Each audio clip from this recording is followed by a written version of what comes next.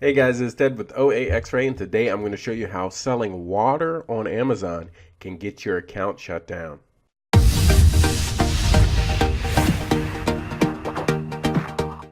So it is after Hurricane Irma and Hurricane Harvey, so I hope everybody is okay and everybody stayed safe. Minimum damage, if anything, and hopefully you guys had insurance to cover yourself just in case something happened. But I want to talk about today is how you can actually be suspended, kicked off of Amazon, according to Amazon, for price gouging. Now, I also wanted to kind of set to rest some of the allegations here on price gouging and how Amazon actually works, how the fees work, and how this would actually work if you're actually selling this item.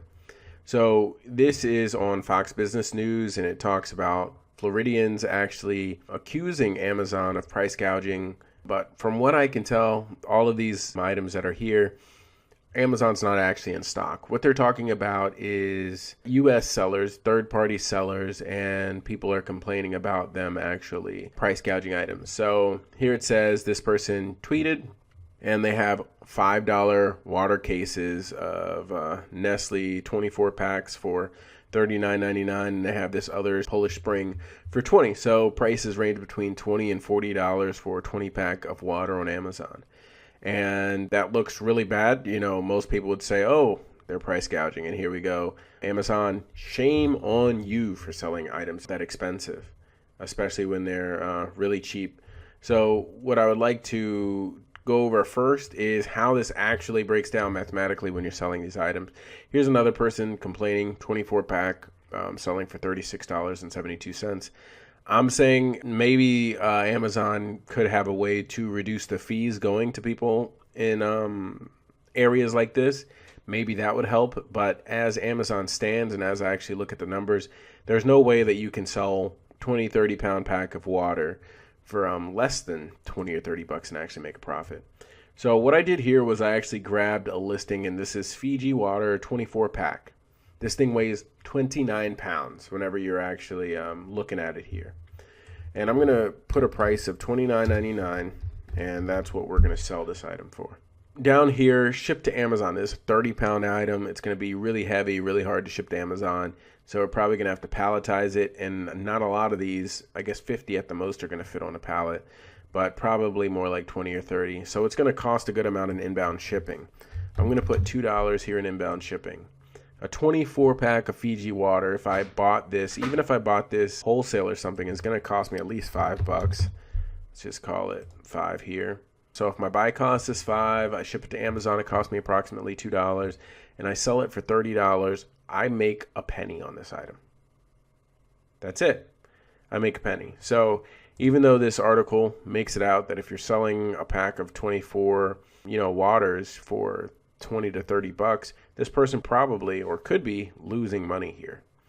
And if you scroll down to this Irish Spring person right here, they're selling at 36 bucks. They're probably making $5 or $6 on the sale of this item. Now, what you have here is the fees are what make up most of the cost because the item is oversized, and what makes up most of the fees would be the fulfillment fee.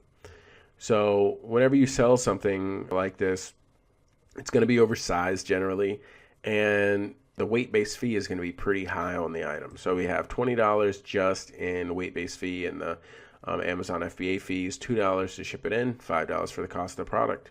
Clearly, the only way that you're going to make money on this item is if the fees were lower. That's pretty much it. It's not that you're necessarily trying to price gouge, but that's just what you have to sell it for to actually make money. There was another prominent picture, and that was of the 1 gallon of Glacier Alpine Spring water. And I also wanted to bring that. That was selling for $16 on Amazon. And I just wanted to put this in perspective as a seller also.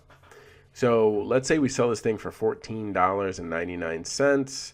We palletize this and we ship it to Amazon. It costs us $2. I'm not sure how many of these you can fit on a pallet, but I don't think they can be stacked very easily. So you might even have to send these individual. So I'm going to put $3 for the send-in cost because you can't fit a lot of these in a box, maybe 3 or 4. Cost of the products, let's just say we buy it for $2 and we calculate here.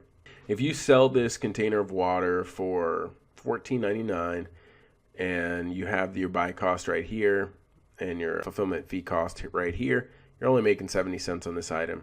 So there's not a lot of margin here, and these items are really heavy. What I would recommend is probably don't even sell water if there's a natural disaster going on. I'm sorry to say it, because some people will not be able to actually purchase this. It's actually reducing supply. But here's the thing. I looked on some of these stories, and what you'll see is sometimes they will show your store name. So in some of these photos that happened and they showed up on the news, it actually showed the seller's store name. And I mean, you don't want anybody going after you during one of these storms, or, you know, being upset, putting your store name on the website, and then possibly leaving you negative feedback and things like that, saying that you're ripping people off. So you should probably try to steer clear of these things, only because you don't want to be accused, because a lot of this right here, probably losing money, but they might be shipping it from their own warehouse. So maybe it's possible that shipping a 39-pound item is going to be less expensive, shipping it from your own facility. But a lot of this is pretty near break even, pretty near break even on Amazon. So whenever these storms hit, it's not going to be likely that you're going to be able to lower your price, even though you might want to say, hey, I'm going to lower my price to $6. But if you lower your price to $6, you're going to end up losing a lot per shipment, and a lot of businesses cannot handle that. So I just wanted to make everyone aware of the actual cost of selling something heavy, shipping it in like water.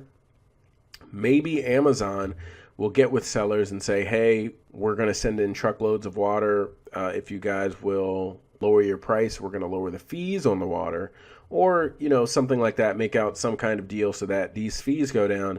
And then once these fees go down, then I can sell it at a much lower, much better price, and I can actually help out people down in Florida or in Texas, and they can get the water that they actually want.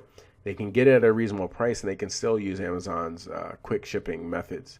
But I just wanted everybody to be aware of this.